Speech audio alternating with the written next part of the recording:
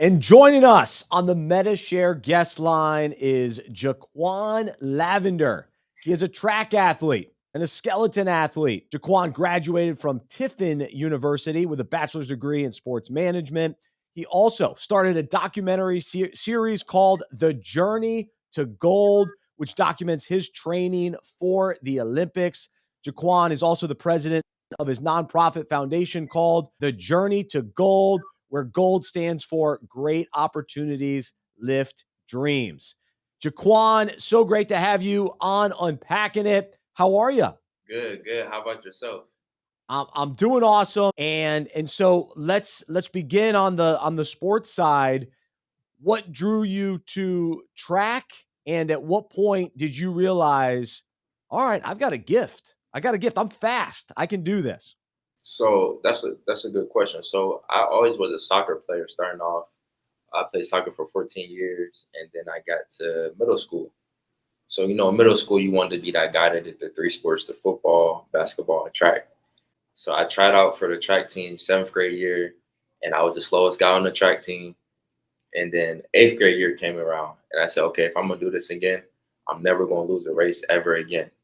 Wow. So after basketball season, my mom had a treadmill in her garage, and I would run a mile on it every day until track season came. So I made myself get in shape, and I became the fastest guy, and I won every meet. So I accomplished what I set forth that I said I was going to do. That's it. That's amazing. And so, as you were doing this in high school and in college, then at what point did your attention shift to, all right, I want to pursue the Olympics and go for this? So 2012, when they were in London, that was my first time actually sitting down and watching the Olympics, and I was like, man, I like the concept that you go in there, they pay for you, and what I'm saying, you can get to run one lap around the track, one lap around the track in front of the whole world, and win a gold medal for your country. So I was like, okay, I'm gonna do this. I'm gonna really put my mind to it. I'm gonna really go forth and do this. So that's when I was 16, I had that Olympic inspiration to go forth and do the Olympics. What that journey has looked like, the ups and downs, the opportunities, the uh, the chances that you've had, the missed chances that you've had, and that sort of thing. It's a good story. So I've always been the underdog. So a lot of coaches would say you're not going to Olympics, you're delusional. I never forget that. My first college, so I went to Point Park University, downtown Pittsburgh, and I was transferring out, and the coach was like, "You're delusional. You're never going to run fast. You'll never go to the Olympics." But mind you, he was the guy just saying a couple months ago, "Oh, we're going to go to the Olympic trials together. I'm with you. I'm gonna help you." Hmm. So I was like, "That's crazy that you would say that, and you was just saying that you was going to help me get to the Olympics." So I transferred out to Tiffin University in the same kind of situation. I always was the underdog. I always had to, I wouldn't say prove myself, but I had to show to the coaches that I was good enough on their terms. So I always, that's what fueled the fire, because I always felt like, okay, if you're gonna count me out, you counting out the wrong one, because I'm always come back 10 times harder. So I always would just work hard and just make sure these coaches would see that he's a wrecking force. And you'll get a few coaches that will inquire, like, why isn't he, you know, on the 4x4 team, or why isn't he running the open four today? So it was, different things behind the scenes I really didn't talk about in public, because that was between me and the coach. Hmm. But God knew what was going on. He seen the unfairness. He seen, like, oh, my son is going through this, but I have to take him down this way, because if he's going to be strong to go to the Olympics, he's gonna have to face some adversity right now, because I need him to be strong in this area. Or maybe if I could just, strengthen him a little bit, because he got a little bit of weakness. Or if I could just strengthen him in this area, because his mindset just needs to be a little bit renewed. So it's different things how I start looking at it. And then instead of me being bitter towards my coach, I would pray for him at Hmm. that time. I pray for him, and I was like, God, just touch Coach Martin's heart, and just continue to do a great work in him. And I always would pray that for him. And my senior year in college, things got better between me and him, and it's just the burden lightened up, and I start running faster. He's like, man, don't it feel good to run fast again? I said, yes, sir, do it. He said, yeah, just keep going, just keep going. And just those from when did he come? I think he came in my sophomore year when I transferred there. My original coach, no, he came in my junior year. So from I think 2 to 3 years, it was just back and forth, back and forth, back and forth. So once I left Tiffin, that's when I got into skeleton. See, I didn't want to do skeleton.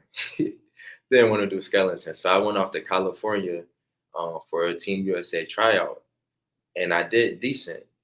But I came back 2020. And I went to Utah that same year for the skeleton and bobsled combine. I did pretty decent. I got third, third overall. And I was like, no, you don't accept third place for no, you don't. So they said, just stick with it. You come back. You can make the development team. And I said, development team. I said, if I'm paying full effort, I'm making the actual USA team. So that's when COVID hit the following year. So they sent us emails like you have to do a virtual combine. And I was like, I can do it here in Steubenville. So that's when I invited the community to come out, and I had family and friends come out, and I did my combine in front of the my family and friends at the track, at my high school track, which is even better. So I had to wait 4 months to get the results. So at that 4 months, I was getting impatient, but it brought me back to Abraham. So it brought me back to how he had to wait 100 years to receive the promise, still bore a child at 90 years old.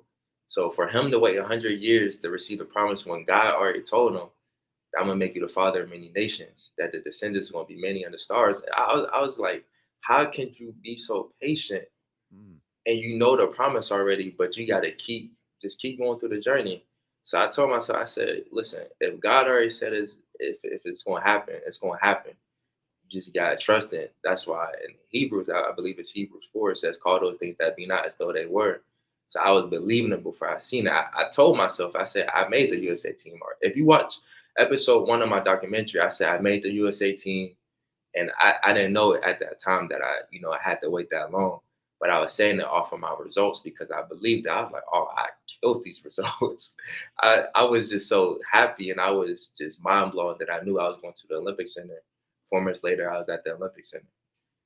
So it was, it's a faith journey, if I can say that. Your faith has to be out, up here.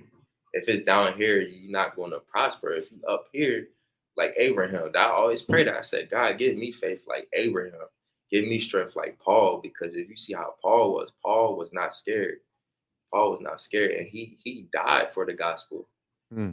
He died for the gospel. So Lord, give me strength like that. I need that. Give me faith like Noah. When Noah built the ark, he went off by the word. He didn't see the storm coming yet, but he went off by God's word. He went by faith. So it's different things. Give me a heart after God like David. David went through many things with Saul and different things. He still had a heart after God. After all that he faced, he still chased after God because he knew at the end of the day, God was the sustainer. God, he said, when my heart is overwhelmed, lead me to the rock that is higher than I, because only the rock can sustain us, can deliver us, can set us free, can lift us up. The rock can do anything, and the rock is Jesus. Amen. Amen. Well, all right. So it's an amazing story, but we've got to go back and unpack a little bit more and get some more clarity. So the transition from track to skeleton, how did that happen, and how did you realize that you had the skill set and the abilities to go to the Olympics with the event skeleton? I never wanted to do it. That was the weird thing. It was just an avenue that just happened to open because I was set on going to the Olympics for track. But track is a little harder than skeleton. Skeleton is a big window where you can just step into it and make the USA team. So when I was still training for track, I was also training for skeleton at the same time. So once I finished up my training with track, I was strictly focused on skeleton. So when I got the word I made the USA team, the coach called and he was like, "Hey, congratulations, you made the USA team. You can pick to come to Lake Placid, or you can come to Utah. So I'm familiar with Utah, so I'll go back to Utah. So I got to train there for 2 weeks. We stayed. So the Olympic Center is actually in the mountains, which is really cool. You got to train there. They'll feed you and everything. So I never was interested in skeleton. And the thing is, which is about to blow your mind, 2018, my friend was on the USA team for bobsled, Jordan, and he said you would be a great skeleton athlete. And I said skeleton. I said, what is skeleton? And he showed me. He showed me, and I was like, you can keep that. I said, matter of fact, let's do this. I said, let's make a bet. If you run a 100-meter dash one time, I'll do skeleton. And we shook hands on that. Wow. And there you go. So at what point then did you embrace skeleton and did you said, "Oh, I didn't necessarily want to do it." Mhm. At what point did you say, "All right, I enjoy this," or did you still not enjoy it? You were just happy to go to the Olympics? I didn't go to the Olympics. I made the team, but I think, see, I know why I ended up there. Mm, See, God do certain things for a reason. The reason why I went, I believe, is because I just paved the way for many others to show that no matter how hard it may look, it's achievable. mm, See, that's when I did it, I was scared. mm. I had anxiety. That's the first time I ever had anxiety. I got to the line and the guy was like, have fun. He just smiling, have fun. I said, have fun. I'm about to go down the ice 60 to 80 miles per hour. It's the craziest sport It's there the is. craziest sport. So he said, yeah, just relax. He said, where you from? I said, Ohio. He said, how did you end up here? I said, I asked myself the same thing since I got here. So he be like, just make sure you just take your time. I said, take my time. How am I gonna take my time? So, I look at that. I still think about that moment because it's a moment that you'll never forget. It's a unique moment, and God placed me in that position because I could come back and tell these younger guys that I'm mentoring now that no matter what you face in life, it's always a bigger picture. Now that I'm done, I retired from sports. I'll tell my story why I retired from sports. It's more than sports. When you come from Stoneville, Ohio, they Mm, teach you sports, sports, sports, sports, sports, sports, sports. But who's teaching you there is a life after sports? Who's teaching you that, hey, after sports, what are you going to do? They just think that once you know, high school and college, what's next? Who's teaching that plan? mm. And so now Somebody got to switch that narrative up. That's what and so I've been teaching. that into that space for sure. Well, Yeah. so which I want to talk about. I want to talk about the work that you're doing Mhm. with your foundation. So then take me into the journey. You make the team, and which is a big deal, and then take us just kind of into how far you went and how you did as a skeleton athlete ultimately. So after the camp, I came back to Ohio. I started training for track again because I wanted to get ready for the Olympic trials. Then make the Olympic trials.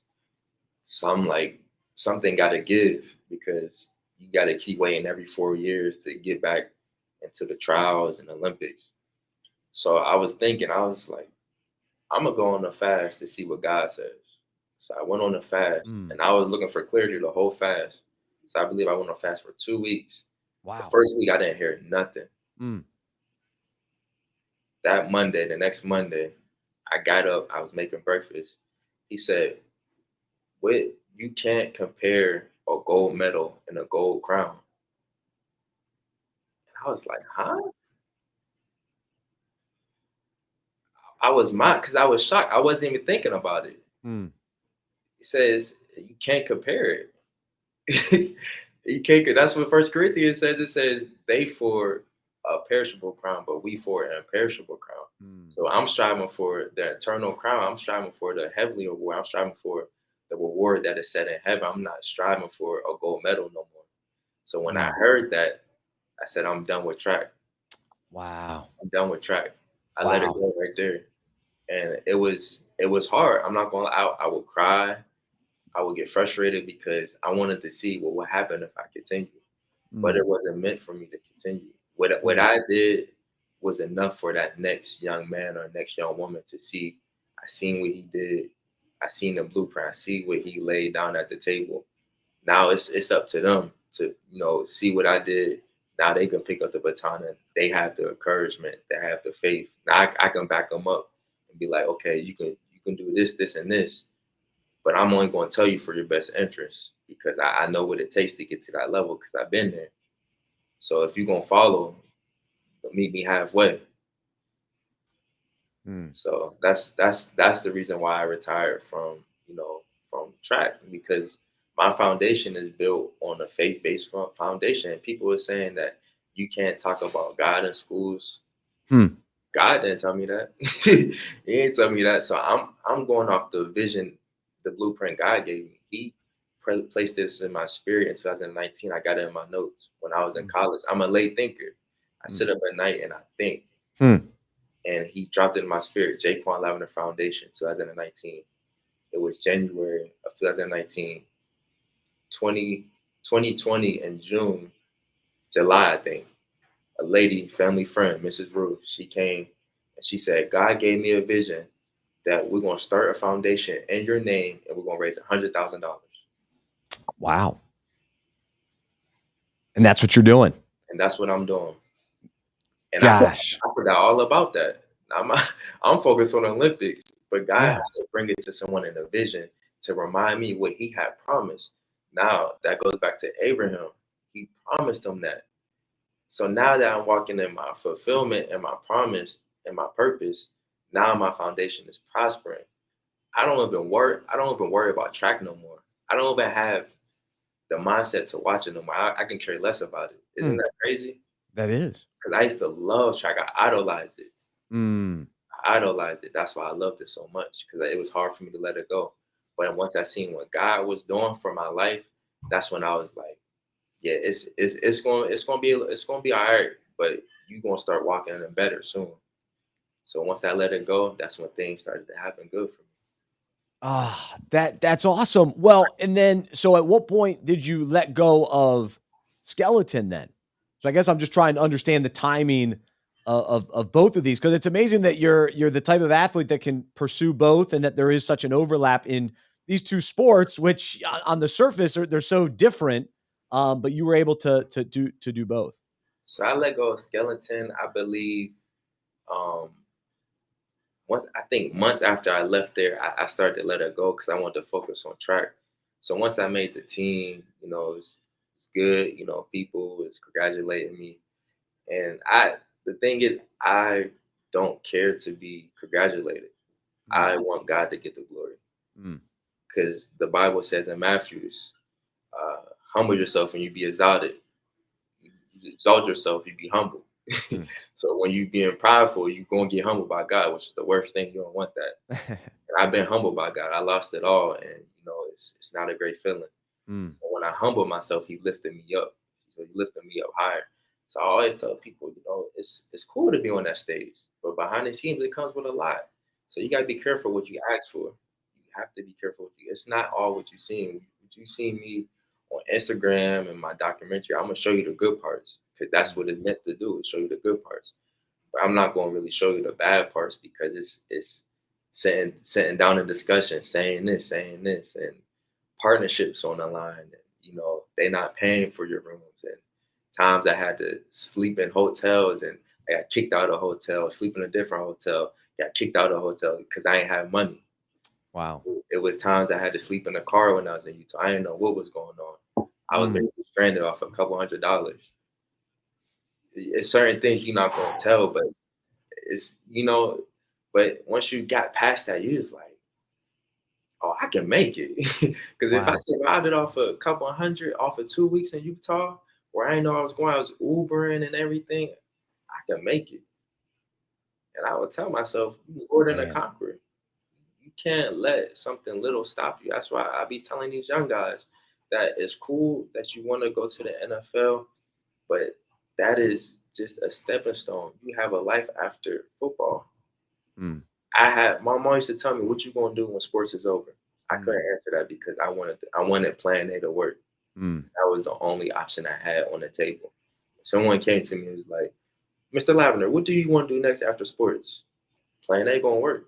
And I was so I wouldn't say prideful, but I was so uh, not bitter, but it's another word where I was. It's not stuck up. Mm. Just in my own ways. Just I don't want to hear that. I, Yeah. I don't want to hear that. Just know I'm going to the Olympics and you're gonna see me on TV. That was my mindset. So once I got older and mature, spiritually mature, I would see that, hey, you can't be that way, because when sports is over. You gotta have a life after that. So when you have, children or a wife, you gotta be able to provide as a father. I am curious just to go back a little bit further, I guess. So it sounds like throughout this journey of trying to make the Olympics and going through all that you went through on the track side and the skeleton side, Mhm. uh, you were pursuing God. Before that, kind of where, or even heading into that, where was your faith at, and at what point in your life did you surrender to Jesus and say, all right, I want to follow your way? So we grew up in a Christian home, but when um, you start seeking the world for yourself, get off Mm. the high school and you get off the college, that's when things change. So once I got out of college, things changed. You would do certain things that you should have no business doing, to be Mm. honest. So 2016, I had a 1.8 GPA. I was a track star in college. I had all the records. Didn't care about going to class. I didn't care about none of that. All I was focused on track. Once again, track was an idol. All I would do was focus on track when I had to be a student first, then an athlete. Mm. Once you take care of the student part, then you be an athlete. So I'll never forget. I went back to my room in college, and luckily my roommate and his girlfriend was there. And I said, "You got a knife?" He said, "For what?" I said, "I'm about to kill myself." Oh my gosh. And I was about to commit suicide that day. Yep. Oh. I was about to commit suicide that day. And that's the hardest, to this day, I believe that's the hardest I ever cried for like 30 minutes straight. Because that's Oh. that's the thing. We as men, we struggle with that. We always feel like, oh, I gotta hold it in. Because if I cry, I'm weak, I'm soft. The strongest man that ever walked the earth cried, Jesus wept. Mm. That's the strongest, shortest verse ever. Jesus Mm. wept. So Mm. why can't we weep when we hurt, when Mm. we down and out, when we perplexed, when we distressed? They always say, suck it up. That's the generation I grew up in. That's what I heard uncles and cousins say, suck it up. So now it led to that moment where I'm about to kill myself because I had to suck it up. I couldn't cry. I couldn't show no hurt. I couldn't show no pain because I was hurting in the inside. But my coach would ask me, he said, "You okay?" And I'm all right. But knowing in the inside, I'm hurt. Man. So my mom came up. My mom and dad came up. She was like, "You don't have to do this." And that was, I seen her cry and I start crying again because I don't want to make my mom cry. Who want to make their mom cry unless That's she right. has, you know? So she started crying, and that was the last time I made her cry because I like from this day forward, I'm gonna get myself together. So I start going to church more. And I feel like every time I went to church, he was preaching to me. So I like, man, how he know my situation? Ah. So before, even when I was going to church, I was still depressed for a week. So I was sleeping, like, do certain things in the dark. Like I would sleep in the dark. I would just sit in the dark. I don't think I went to class or practice. I stopped going for a whole week. And I was just fighting a lot still. I didn't want to talk to one. People would come to the cafe and be like, "You okay?" Hmm. I was just like, "Yeah." So I didn't smile. I didn't laugh for a week, and I was like, "Man, this is bad," because I'm always smiling. I'm a smiling guy. I'm always smiling. So people Yeah. knew like something's really wrong with him. But I had to suck it up. So that's that's the wrong part about society of being a man uh, in America. I mean, anywhere I'm sure you have to play that tough guy role, which is Mm. not true. All men could cry. Jesus was a comprehensive man, the strongest man. When he knew his time was coming to be nailed on the cross, when he knew his death was coming, he prayed to God, Mm. Lord. He's saying, take this away. take this away from me because I don't want this. Mm, I don't want this pain. And that's how I was crying out to him, Lord, I don't want this. Take this pain, but we got to go through it. mm. Just how to go through it so he can die for our sins. I had to go through that pain so I can be the man that I am right Man. Gosh, no, I mean that's powerful, and so that process, kind of how long did that take to where you really started kind of moving past the pain, through the pain, and feeling that peace and that joy as you're being led by His Spirit. now. It took a while. Let's say this lukewarm. Mm, See, people always say, "Oh, I'm spiritual," but you're still dabbling in the world. That's lukewarm. mm, So yeah, I was reading my Bible and all that, but I was still messing around. I shouldn't have been messing around. So mm, people ain't gonna be honest, but I'm gonna be transparent. I'm gonna be honest. So once I started getting older, 2018, 2019, that's when it started to get better. 2020 got better. 2021, now it's 10 times better. It's 10 times better. I'm more upright. I'm more upright. That's awesome. So thankful that that God, rescued you in that moment of desperation, and He met you in that place, and uh, ultimately saved you, and now has a great purpose on your life, and the work that you're doing to pour into the next generation, to encourage them and inspire them, and you've got the JaQuan Lavender Foundation, the Journey to Gold, where gold stands for great opportunities, lift dreams. And so what are you most excited about the work that you're doing and moment? Helping these young guys become prudent men. So Proverbs talking about the prudent man. The prudent man is to be wise and knowledgeable. And that's, I remember studying Proverbs for a month. I never understood why I studied Proverbs for a month. And God was, highlighting to me that you should speak about the prudent man. So Proverbs talk about four different people. Talk about the prudent man, the foolish man. It talks about the Proverbs 31 woman, the godly woman, and then the Proverbs 7 woman. That's the harlot woman. That's the seductress woman. So you Mm, have to pick your poise who you want to be, and highlighting those things when God was showing me that it's easy to be a foolish man in this world because there's so much foolishness going on. But when the prudent man comes around, people, they're like, oh wow, he's more polished, he's more upright, So I'm teaching these guys to be prudent men, comprehensive men, strong men, men of integrity, men of courage. So I renamed my mentorship program the Mighty Men of Valor. So in 1 Samuel 22, remember when David was running away from Saul and those 400 men with him, and they went in the cave of Adullam. So I find it so amazing every time I talk about it. How can David be so distressed and worried when he's already running from Saul and he already has his problem? But the 400 men was distressed as well. They mm, said they had so much it's just distress. So they said when they came out of that cave, they was mighty men of valor, which means passion, courage, men that's upright, mighty men of war, if you can say that.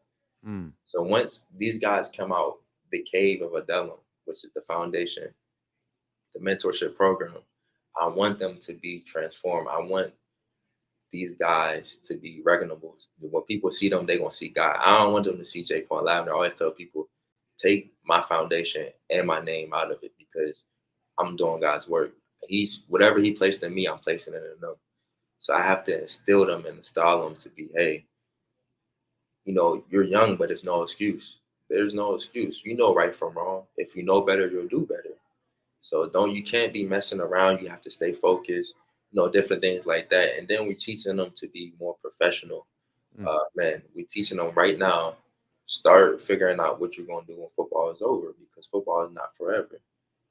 So once you start getting older, your joints slow down. It gets different. You're not going to notice that because you're still young. You got your youth. So I'm teaching these guys to how to be professional, how to dress right, how to speak right, how to have positive body language, how Mm. to, just different things. And I took them to a speaking engagement a couple weeks ago. Ryan Shazier came to my workplace. Yeah. Yep, He's been a guest on our show. Big fan. Ryan Shazier. Yeah. Oh yeah. Really? Yeah. Wow, wow. Yeah, he was here and real humble dude, Yeah. really really humble. And I was just happy to see them, in suits. Cause they like my sons. They like my sons. So I was like, they looking good today. I was Uh, happy to see them. So I was, just smiling in the inside because it made me happy that to see that what I'm installing in them, they're actually putting it to work. that's awesome, man. Well, keep up the great work, and appreciate your willingness to pour into those guys and walk alongside them. And it's just so important. So, For uh, sure. man, well, thanks for sharing your story with us and sharing how uh, God has worked in your life, and I'm very encouraged just by your recollection of Scripture, and it flows so that it's in your heart and mind, and that's an encouragement to all of us today, I hope. Um, so Absolutely. so keep it up, and thanks for being a part of the Unpacking It podcast today. Thank you. Thank you for having me. Absolutely. There's JaQuan Lavender.